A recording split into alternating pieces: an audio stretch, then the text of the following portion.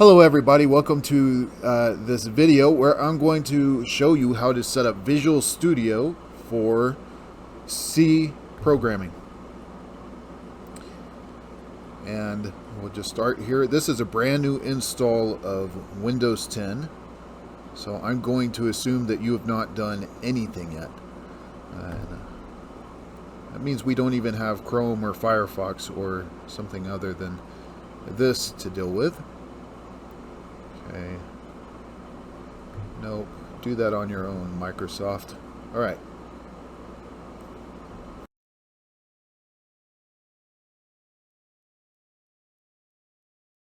We're going to search for Visual. We're going to try.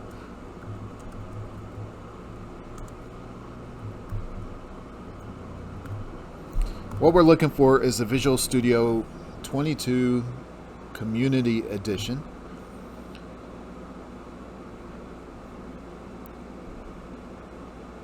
This is what we want. We're going to find it. There's a downloads button here. So we're going to do this free download, the Community Edition. And the setup file downloads fairly quickly. It's the install process that takes a little bit of time. I would say Visual Studios is extremely nice for C development.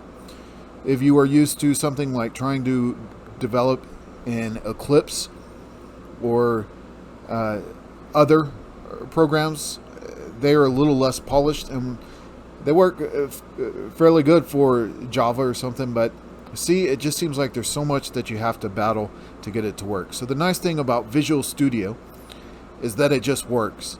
But the trade-off is that this is a beast of a program.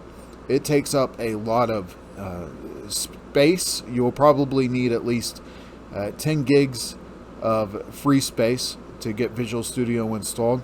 And it's just a bit of a system resource hog. Alright. So now that we've got this downloaded and installed, that was a fairly quick process. What we are going to grab are the workloads for C++ development. C++, we are looking for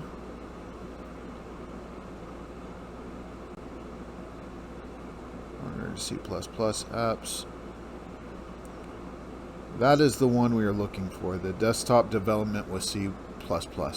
Now that is bundled with a C compiler. So we are going to install that. You see the total space required, 9.4 gigs.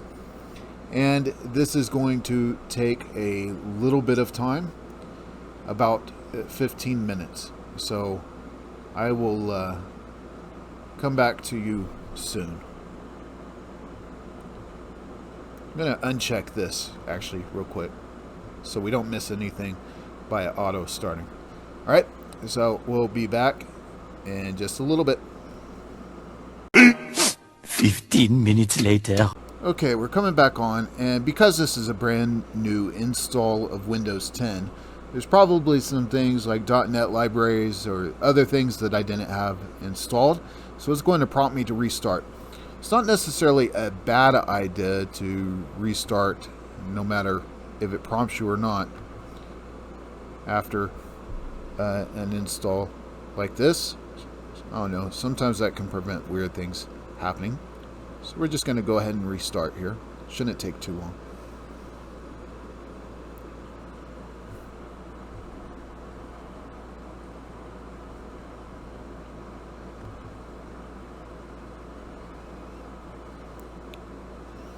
Okay, once you get that installed and restarted, that took longer than I thought it was going to.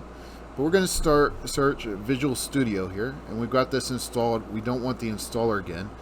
I want to right click here, and I'm going to go to the file location. What I want is a shortcut on my desktop, so I'm just going to take care of that real quick. And right click there, and I'm going to say send to desktop. That's going to create a shortcut for me right there.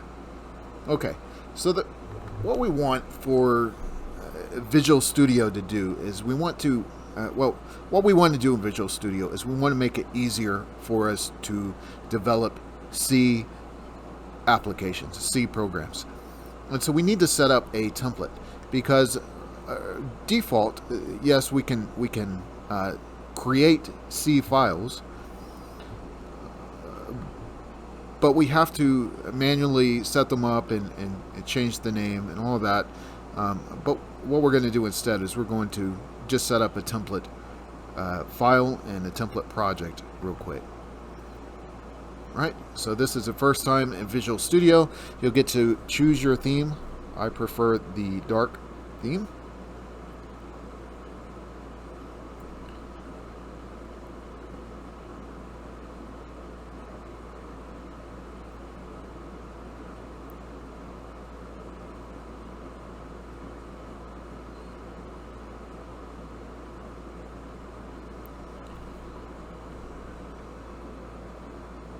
And we are going to create a new project.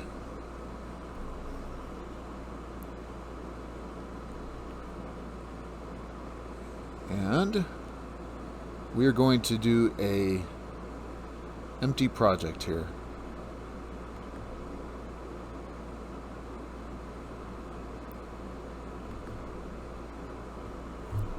I'm going to call this C template project.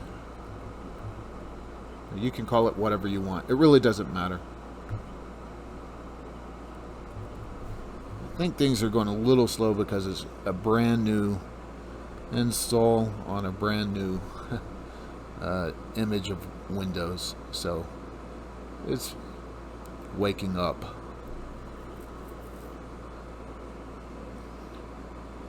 Okay, so you'll get this What's New tab. We don't care, so just close that.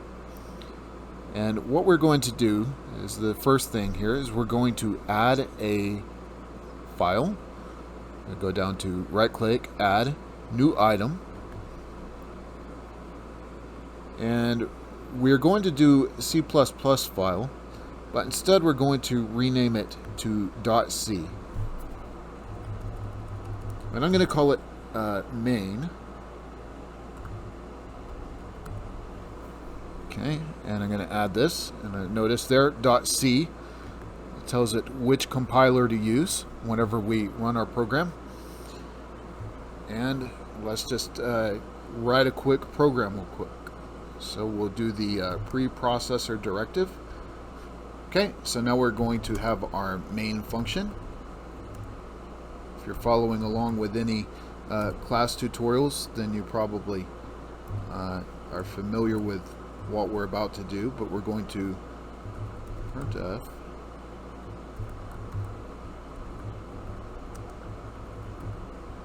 okay, and that with a semicolon, and finally we are going to return 0.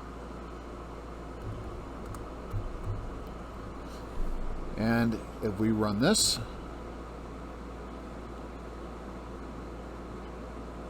we should get a window pop up here in just a second. Say hello world, and as you see, we have our return code of 0 that we included there, and so that works. But there's one other thing before we set up the template. You're going to get to probably a couple of lessons in your class, and you're going to see scanf. So let's just mess with that real quick. And you may not understand this if you're just getting started with C or programming, but we're going to, I just want to show you something real quick. We're going to scan into this variable.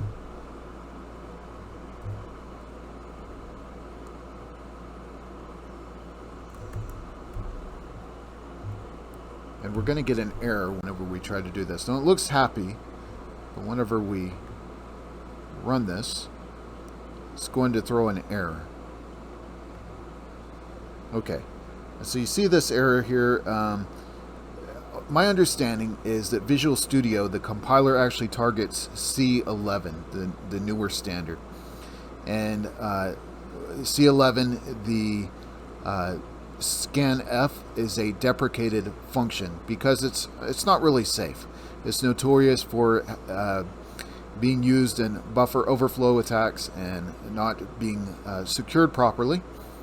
But it's what we need for most of our courses. So we are going to enable the use of scanf. And so the way we do that, just make sure you can see this because we're going to need to write it down. Go into our solution. We want to do this before we set up a template so that we don't have to do it with every program. So we go into the solution. We go to the properties. Oh, too far. Not the solution. We want the project. So over here on your Solution Explorer, right click, go down to Properties down here at the bottom. And we want the, let's see,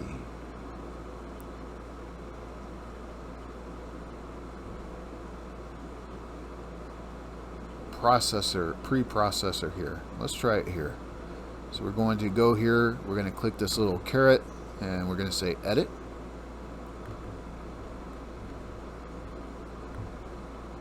Going to add this entry right here that we see down below, underscore CRT underscore secure underscore no underscore warnings. I'm going to say OK there. Going to apply that and say OK again. And now if we run this, it's actually going to run the window, and what it's waiting for is for me to enter a number and hit enter.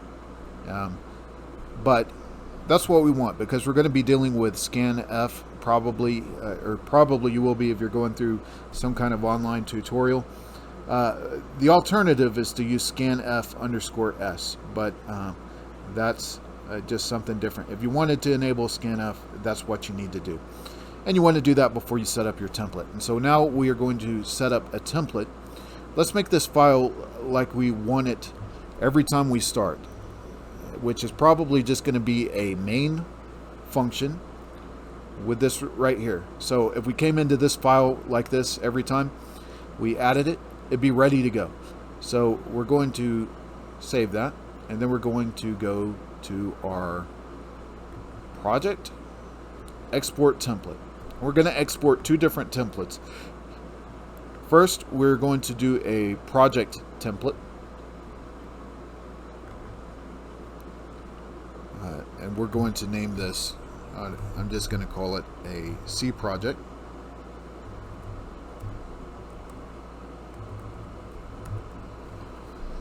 If you want to hunt down an icon image of a giant pretty C or something like that, you can do that. Then I'm going to hit finish.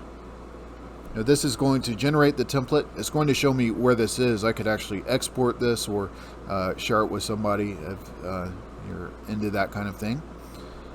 But that's there, and it's also automatically imported into Visual Studio.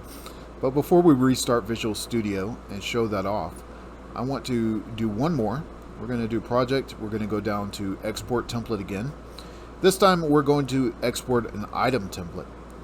So now if we just wanted to add a new C file to a existing project, we'd be able to do this. We're just going to click on main.c, and this is how you would set up if you had a specific C program that you're always going to be including or building off of. This is one way you could build that template, and then all you'd have to do is add it to your project. So I'm going to hit next there. Obviously no references to include, and I'm just going to call this a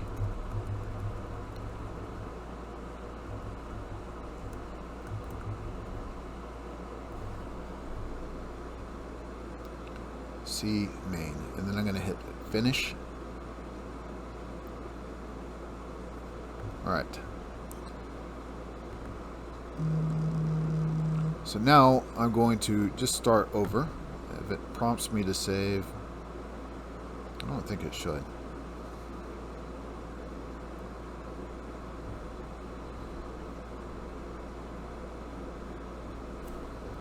I think I've lost connection here. Nope, there it was. It's waking up. Alright, sorry for the lag. Okay, so that's closed now. Now we will reopen Visual Studio.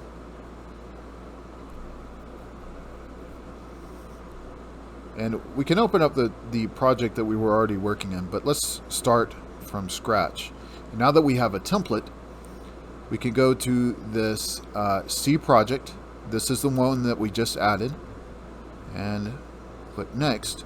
And this is automatically going to, we can call it whatever we want. I'm just going to leave it C Project 1. I'm going to create that.